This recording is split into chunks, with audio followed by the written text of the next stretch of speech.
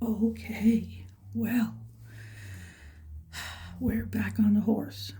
And oh boy, is it going to be a ride today. And I checked the internet and it's still there because there was all this talk about age stuff. And so I don't know. I mean, I just take one day at a time. We'll see what happens. That's all I can say. Anyway, as long as I can, I'll keep going.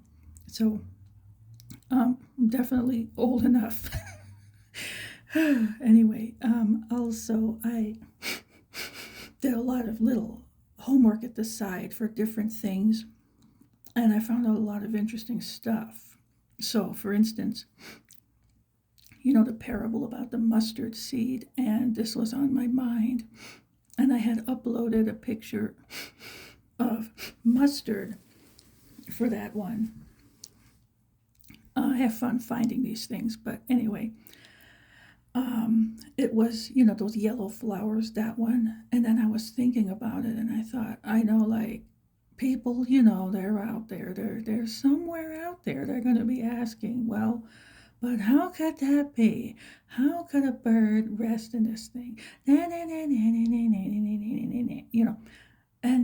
I wondered about it. I thought, anyway, well, I'm going to investigate this because, it's good to be able to answer things. And so I Googled stuff, like I always do, and different types of mustard. And doing that, I didn't get anywhere. And then one thing popped up that said something about what kind of mustard tree was Jesus talking about. So I clicked on that. And lo and behold, the whole scroll descended with all the information that would throw any skeptic off their high horse. Okay, so this is interesting. I found out it's this type of mustard called black mustard, and uh, the plant does have among some of the tiniest seeds, and it does grow into a large tree. Wouldn't you know it? Lo and behold, big enough, yes, for birds to take rest in, get shade from, all that stuff. And it also happens to be native to the Middle East. So this was all over the place over there. So they knew what was being talked about. Whereas today, when you think of the mustard we know, that yellow flower, you'd be like, what? Well, anyway, a little research, you never know how much good it'll do. So I found that little tidbit out, and that was interesting. And that's how everything is. It all makes sense. People just don't always know the whole thing, and that's just how life is going to be. Okay. Okay, so that note I can move over. Now, today is going to be Matthew 23 and then 24 and 25. And if I get further, okay, I just don't think I will, but today. But of course, you can't help it. Matthew 23 deals with it's so obvious. It's not just, the first time when I read this, I was a teenager and I thought, boy, it sure sounds to me like they're talking about that certain church. As I got older, I found out, okay, yeah, no, that wasn't what was being addressed, but there is more to it than what is being addressed. Okay, and I'll get to that. But first, I'm going to start out at the beginning of all this, or at least in that sense, the beginning of it. And this goes back to here, Genesis chapter 4. Okay, so I'll start with that, go a little ways, talk about it, and then I'll jump into Matthew 23. Okay, here. Now Adam knew Eve, his wife. They're saying it in a certain way, okay? And she conceived and bore Cain, and said, I have acquired a man from the Lord. Then she bore again, this time his brother Abel.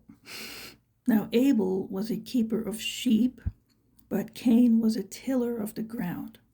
Okay, so Abel was like a shepherd, and Cain was like a farmer. Okay, okay, all right. And in the process of time, it came to pass that Cain brought an offering of the fruit of the ground to the Lord. Abel also brought of the firstborn of his flock and of their fat. And the Lord respected Abel and his offering, but he did not respect Cain and his offering. So, how this showed up, I guess there was a fire thing that consumed it. I'm not exactly sure, but somehow it was obvious. So, okay. And Cain was very angry, and his countenance fell. Okay.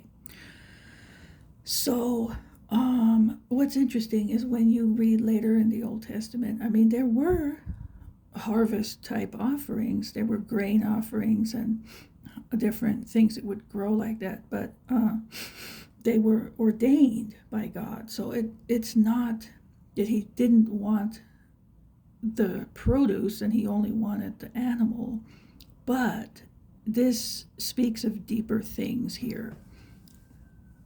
Now, you have, and I mean, I have heard this before a long time ago, and I definitely line up with that interpretation that Abel made his offering like it was the animal sacrifice, so it's symbolic of what goes all the way down the line to the ultimate, Lamb of God, of course. But then his offering was by faith, and Cain's offering was the work of his hands. It was works. Okay, so works versus faith. Abel's was easy in a way. I mean, he just offered the firstborn of his flock. But Abel, was a farmer, so it's a lot of work involved. So he offered the work of his hands. So it's again faith versus works in that way. So we have that whole picture of that, which goes into the area of religion, okay, religious works. So keep that in mind. All right, that's why God received Abel's and not Cain's, okay? So, there's more to that. So here, it's okay. Okay, so the Lord said to Cain, "Why are you angry, and why has your countenance fallen? If you do well, will you not be accepted?" All right, so like in other words, all he has to do is next time do the other thing and everything will be fine. Like he learned, now you know, right? Okay, so it's sort of like repenting in a way. All right, and if you do not do well, sin lies at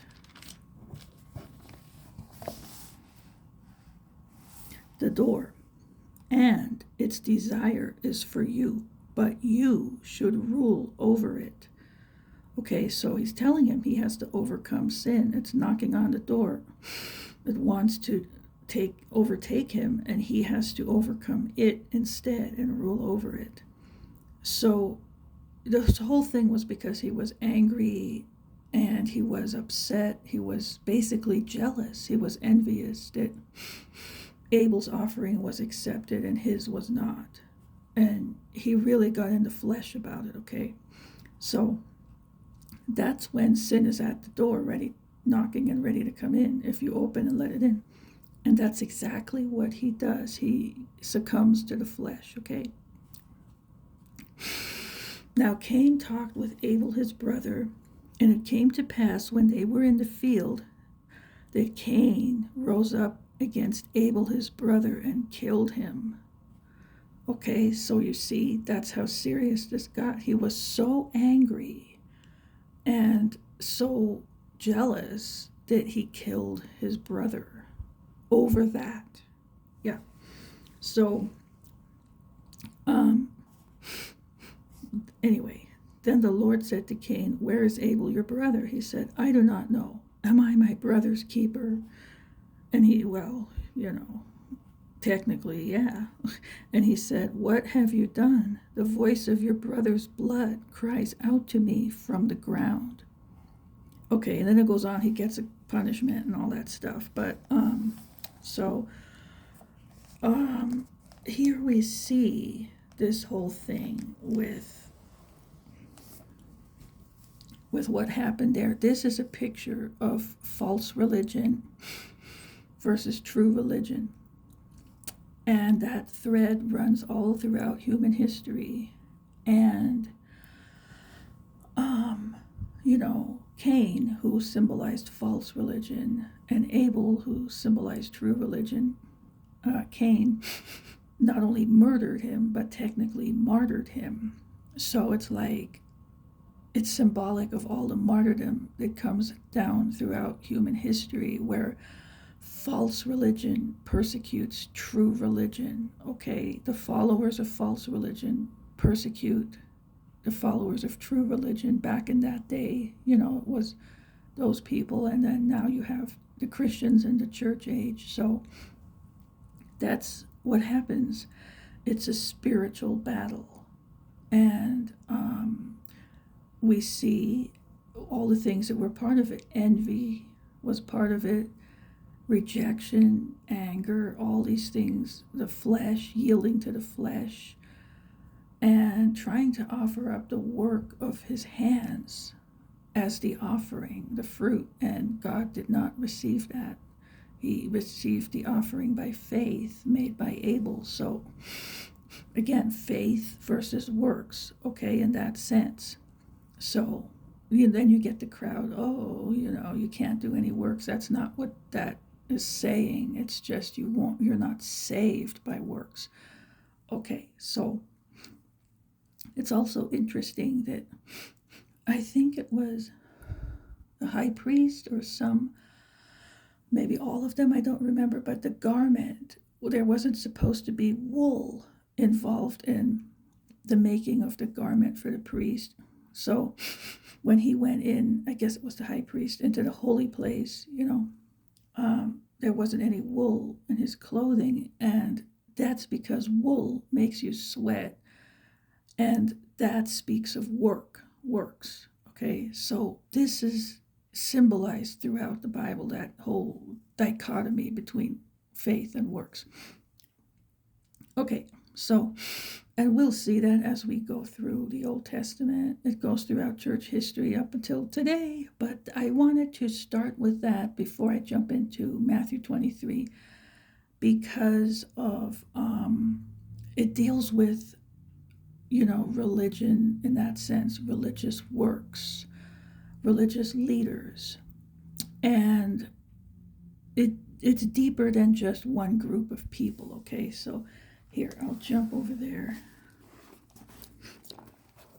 At the time, obviously, it's Pharisees and scribes, but today we have other people that this would fit the bill just like a glove, at least as much as them. I mean, those highly pompous and religious denominations.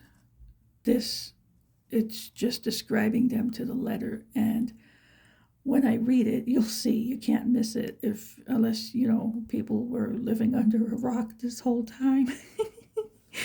Otherwise, you couldn't miss it, And that's why I said when I was young, I thought, was he talking about that? It was funny. I was young. I didn't know, but okay. So, but in a sense, he's talking about all of it, really. I mean, it applies to them, but it applies to all these people, okay? So when I read this, it applies to all these people, anybody who is of that form, okay? And it's like, and you probably have heard this term, a religious spirit, like they're of religion, and they're the ones doing all these works like rituals and self-abasement and just unnecessary, not regular fasting, but just to the point of, beating themselves up or whatever.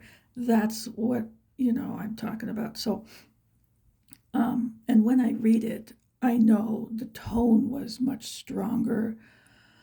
I'm not going to read it in that tone because I'm reading it to whoever the listeners are. So I'm just going to read it in a normal voice. So, anyway, but just imagine the tone of when he was saying this originally, okay? So here we go, Matthew 23. Then Jesus spoke to the multitudes and to his disciples, saying, the scribes and the Pharisees sit in Moses' seat.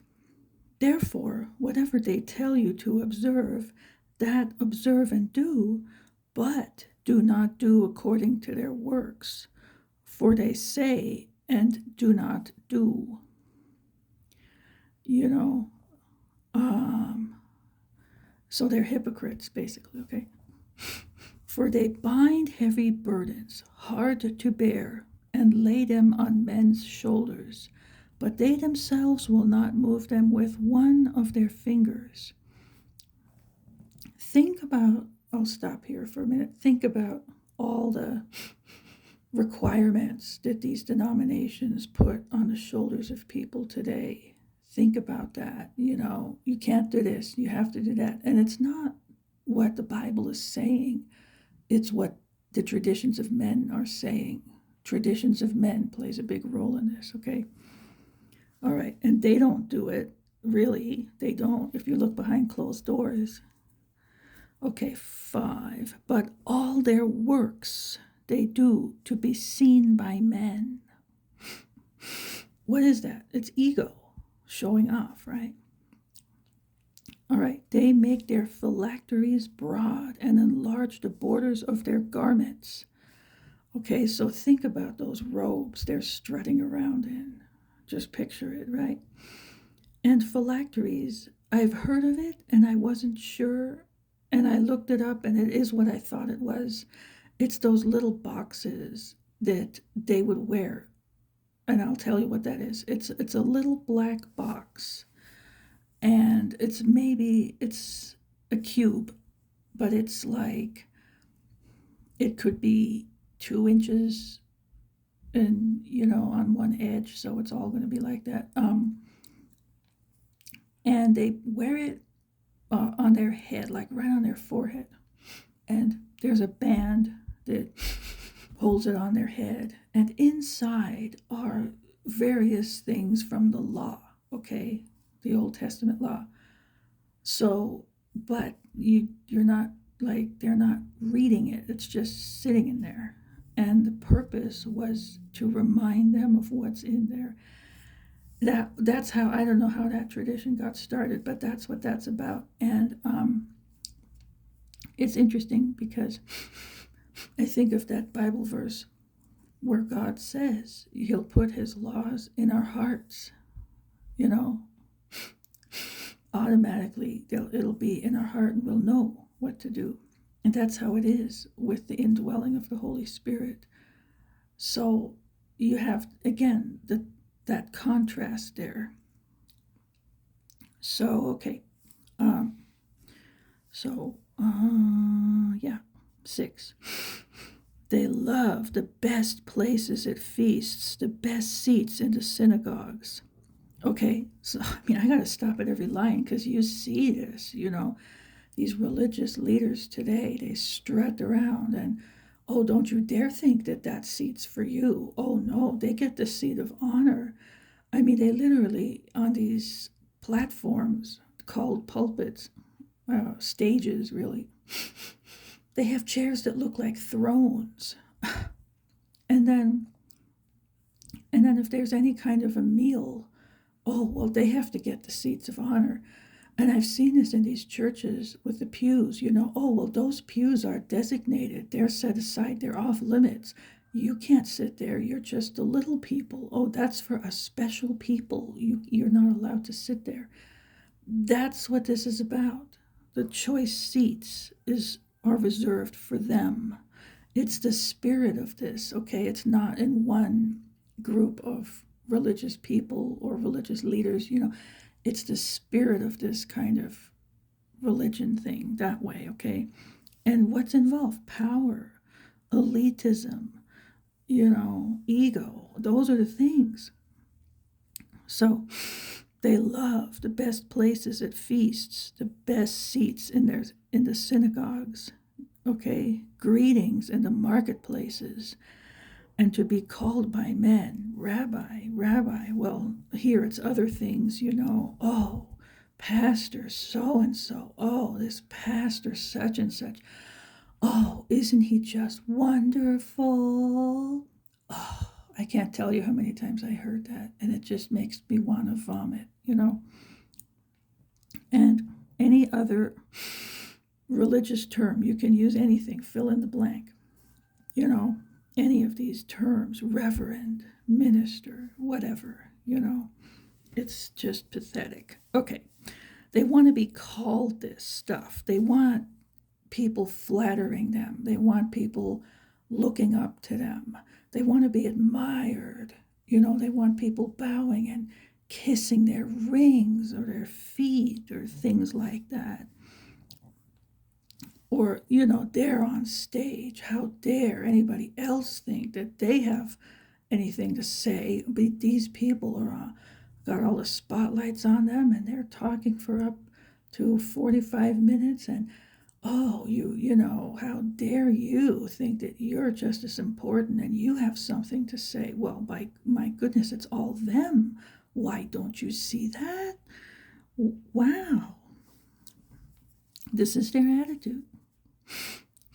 But you do not be called rabbi, which can be replaced with any other religious term, okay? For one is your teacher. This means teacher, by the way. The Christ.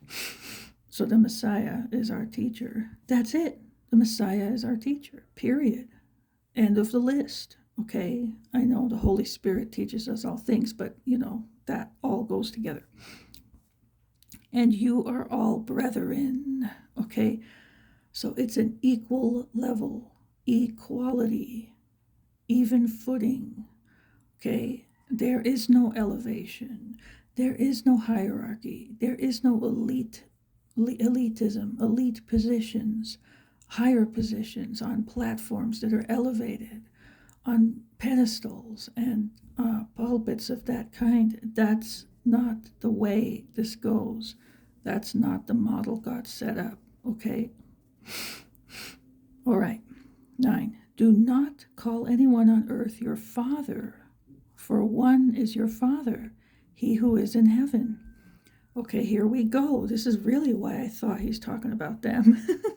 Oh, Father, Father, this and Father, that, and help me with this, or whatever they say, Well, we're only supposed to call God Father.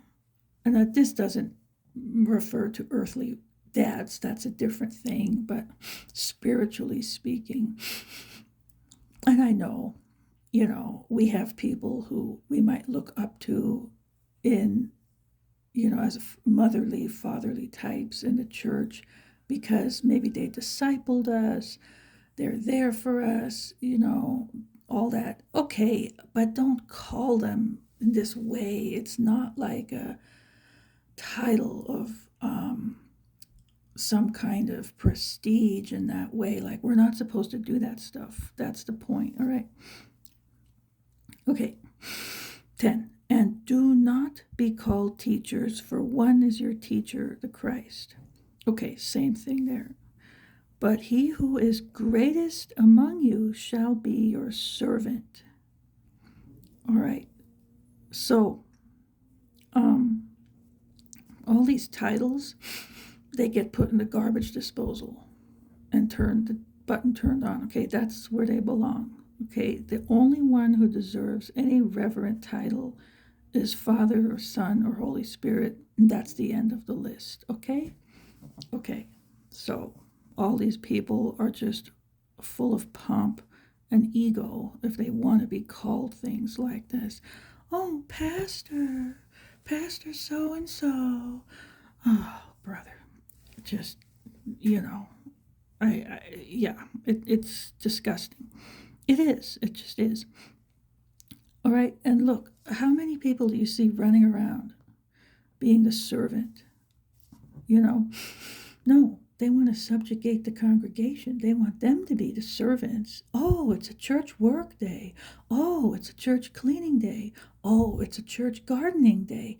Oh, but I can't go because I'll get my suit dirty. Yeah, I literally heard those words.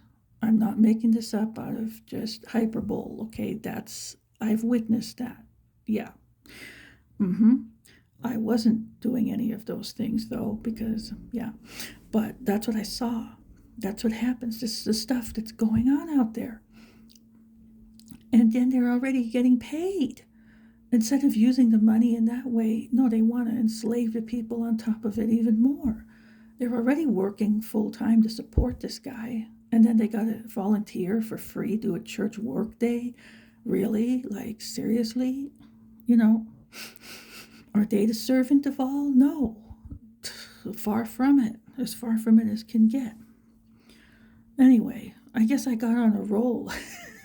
I was going to be all quiet. Well, somebody had other plans. Okay, 12. And whoever exalts himself will be humbled, and he who humbles himself will be exalted. And that's the principle, but they try to exalt themselves. They're as far as humble as can be. It's just sickening. Okay, so, but woe to you, scribes and Pharisees, hypocrites. And you could, again, fill in with any of these religious titles here. For you shut up the kingdom of heaven against men. For you neither go in yourselves, nor do you allow those who are entering to go in. Okay, not that they can really stop anyone, but they're bad examples, and they're overloading people with burdens, and people get chased away by these things. All right, 14. Woe to you, scribes and Pharisees, hypocrites, for you devour widows' houses, and for a pretense make long prayers. Therefore you will receive greater condemnation. Yeah, I've seen those too, these long prayers. Oh, I'm so pious. Oh, and da-da-da-da-da-da-da. And they go on and on, it's all them talking the whole time. And that's not the way the church model is supposed. That's not what it is. That's not the structure God set up for it to be. And that's what people are supposed to be doing. Instead, it's this, what you see today. Devouring widows' houses. Okay, I could talk for a year just about their arm twisting to get people to drop their money in the bucket. All their false claims about legalism for tithing when that's the Old Testament. We're not under the law anymore. Okay, but they will do anything to squeeze one more penny out of you, just so they can, have a fancier lifestyle. That's all it's for. They devour widows' houses so they can live in the lap of luxury. That's what they do. And yes, shame on them. And one day their judgment is coming. And it will be bad. Okay. 15. Woe to you, scribes and Pharisees, hypocrites, for you travel land and sea to win one proselyte, that's a convert. And when he is won, you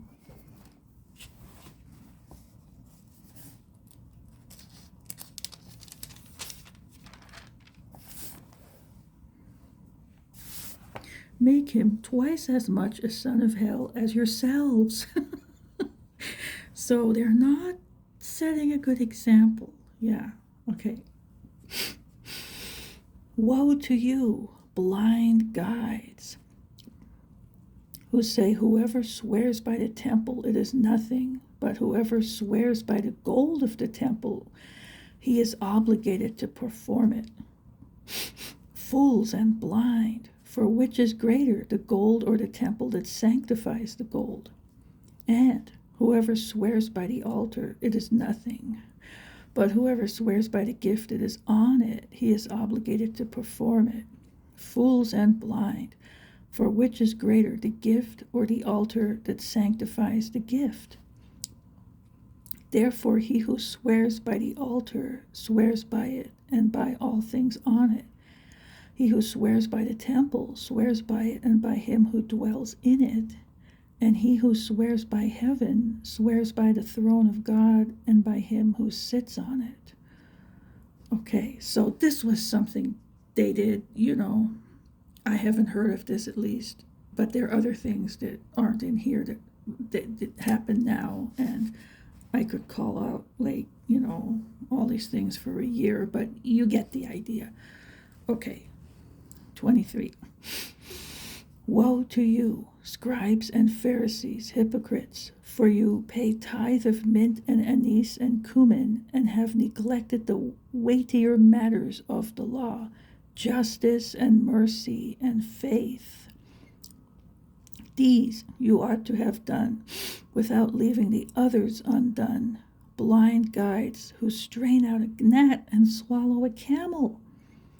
Okay, I'll come back to this. But here, this is twisted by so many of these hypocrite pastors to try to twist your arm to get you to tithe. Oh, see, look, Jesus taught tithing. No, he did not teach tithing. Okay, he was referring to them. The time was still under that. The law was still in effect. The old covenant was still in effect. The temple, all these things were still in effect at the time. And that's why they were supposed to follow that. Okay, that went up until the time of, the Last Supper and crucifixion and resurrection, when he instituted the new covenant and the church was born, and now we're not under the Old Testament law. So we're not under tithing now or any of those things because it's an obsolete system. So we're not under that. And we don't tithe. Now, it's a different thing. That's why tithing is never talked about in the church context. So, no, we're not obligated to tithe. And to them I say, woe to you, you hypocrites. You, just false teachers and greedy pastors who are trying to exploit the sheep, fleece the flock for your own gain at their expense. That's not the system God set up. Shame on you. Okay, now 24. Blind guides, and they twist it. See, that's the thing too. They twist the Bible for their own greed, and that's not what it says. This is applying to them. It's not applying to the church today, to us as the church. So, no, tithing is not for today, and Jesus never taught it for the church, and they're twisting scripture for their own greed. So, I could say so much. Anyway, their unjust gain. And I'm going easy now, right? I mean, I could lay into it, but I really am trying to keep it mellow. Okay, 24. So blind guides who strain out a gnat and swallow a camel. What this is about is eating, kosher. Like, they made such a deal out of it that, I can't bear to have any unkosher thing go into my system, swallow something. And they went down to the level of a gnat, which is a tiny bug, okay? They made a big deal about avoiding that, but then they would swallow a camel, okay? So, which is unkosher. So, and a little bit huge compared to a gnat. So they didn't literally swallow a camel. It's just all spiritual and symbolic talk here, but like they make a big deal out of a little thing and do a major thing that's really bad, So like here, maybe they follow little things, but they neglect weightier things, weightier matters, the bigger deal, right? Justice and mercy and faith is totally overlooked. And this was with the food thing too, like with anything, that's what they did. Okay, and it goes on with that idea. And it's the same thing you see today with these religious institutions. Okay, woe to you, scribes and Pharisees, hypocrites, for you cleanse the outside of the cup and dish, but inside they are full of extortion and self indulgence. There it is, self indulgence, extortion. Okay. Blind Pharisee, first cleanse the inside of the cup and dish, that the outside of them may be clean also. All right. I'm one of these sticklers when I do dishes. I clean inside, outside, the handle, you name it, underneath. I'm very picky. Okay. So, all right. But, yeah. So there's all this corruption going on, is what's, being talked about. Like the inside is dirty, but they make the outside look clean. It's all superficial, it's all for show. All right, 27. Woe to you, scribes and Pharisees, hypocrites, for you are like whitewashed tombs, which indeed appear beautiful outwardly, but inside are full of dead men's bones and all uncleanness. Even so, you also outwardly appear righteous to men, but inside you are full of hypocrisy and lawlessness, which is sin. How many religious leaders do we see today that fit that bill? I mean, there's a whole parade and dominoes falling in the visible church world of mega churches, of pastors being caught in some grave sin, and it's being exposed, and they're going to jail or something's happening. I mean, it's just all over the place, but they kept it hidden for so long. It's amazing. That's what was going on behind closed doors. But their appearance was so polished, wasn't it? Don't let any of them fool you ever, okay? Don't trust anyone, only God. Okay, 29. Woe to you, scribes and Pharisees, hypocrites, because you build the tombs of the prophets and adorn the monuments of the righteous, and say, if we had lived in the days of our fathers, we would not have been partakers with them in the blood of the prophets. So what this is, like that parable said in history, and here says, God had sent them prophets, and they ended up getting martyred. Okay. And the ones alive today were saying, oh, we wouldn't have done that, and they're polishing their tombs. But then they do it again even more. So, and that's what was said in that parable as well, and others. That's just what happens, and that's just what they do. That's just like how they're wired to think and to do. So anyway, all right. Therefore you are witnesses against yourselves that you are sons of those who murdered the prophets. Fill up then the measure of your father's guilt. Serpents, brood of vipers, how can you escape the condemnation of hell?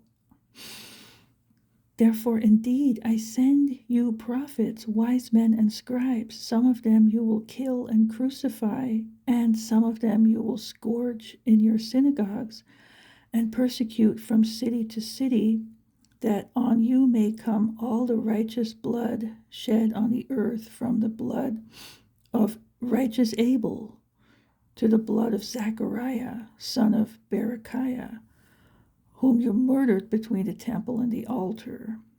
Assuredly, I say to you, all these things will come upon this generation. Okay, now I'm not sure if this is the Zechariah that's the minor prophet Zechariah that we'll get to later, or if it's another Zechariah. It might say his dad's name in there, so we'll see. I'm not going to check it right now, and it's kind of funny, A to Z. But and I ended up reading Abel I honestly don't remember this being here, and I read that first, and now it shows up in here. Like, this is all accounted for in that lineup of persecution that he's calling out. And like, it started there, and I started that reading that for this reason, and I really forgot this. So I don't know. It's just one of those things. Okay. Interesting. And then this thing did happen. It happened, like I mentioned earlier, after the resurrection, like maybe it was 37 years later. It depends, maybe 40, but that happened. And the there's some discussion about, leeway of like the year zero might have been 1 or 2 years, give or take, this way or that way. So I've heard that, but I don't know. And, I don't get uptight about that stuff. Some people do, let them. I don't, whatever. It happened. That's what matters. Okay. So that's what I care about. All right. Now, this is the last part of it. And then I'll stop the video and do 24. And I have more interesting notes to share for these things. Okay. So 37.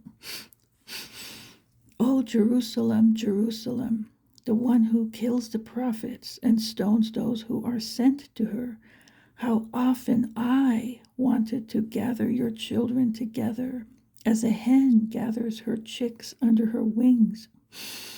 But you were not willing. See, your house is left to you desolate. For I say to you, you shall see me no more, till you say, blessed is he who comes in the name of the Lord. So here, first of all, this part is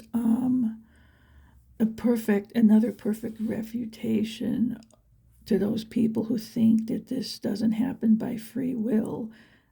Yes, it operates by free will. It says, but you were not willing. That was the obstacle, okay?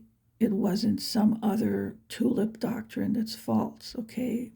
This refutes irresistible grace, all that unconditional election, any of that stuff. And I've addressed these things all along the way. Limited atonement was refuted only about 50 times so far. All the others as well. But here is a perfect example of that kind of thing. Like, God wants all to be saved and come to him. The only thing standing in the way is your refusing, okay? You're rejecting.